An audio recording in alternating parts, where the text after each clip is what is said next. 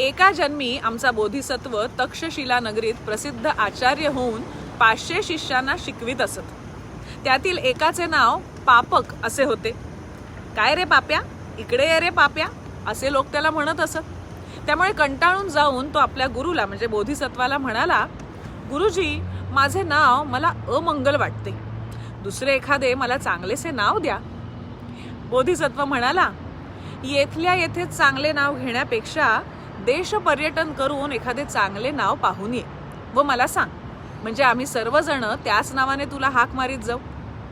दुसऱ्या दिवशी पापकाने शिदोरी सज्ज करून दुसऱ्या गावचा रस्ता धरला व ज्याच्या त्याच्या नावाचा अर्थ पाहत जाऊ लागला.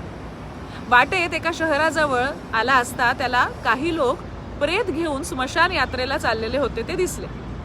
तेव्हा पापक म्हणाला, काय हो, इतकी मंडळी कुणीकडे चालली? तर लोक म्हणाले, जीवक नावाचा आमचा एक दोस्त नुकताच मरण पावला, त्याच्या अंत्यविधीला आम्ही जात आहोत. अहो काय हो, जीवक मरतो हे कसं काय शक्य? जीवक असो अथवा अजीवक असो, मनुष्य म्हटला की तो मरावयाचाच. नावाने मरण चुकते असे नाही. व्यवहारापुरताच काय तो नावाचा उपयोग? तू अगदीच खुळा दिसतोस, त्यांनी उत्तर दिलं.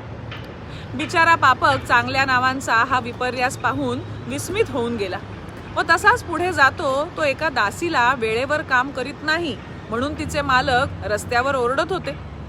तो त्याला म्हणाला, या बाईचे नाव काय व तुम्ही हिला का ओरडता? ते म्हणाले, हिचं नाव धनपाली, पण वेळेवर काम करीत नसल्यामुळे आम्ही तिला दंड करत आहोत. कसं काय? अहो पण धनपालीवर दुसऱ्यांचे काम करण्याचा प्रसंग यावा? अहो हे काय तुमचे बोलणे? धनपाली असू द्या किंवा अधनपाली असू द्या, दारिद्र्य यावयाचे असेल तर ते आल्या वाचून राहत नाही.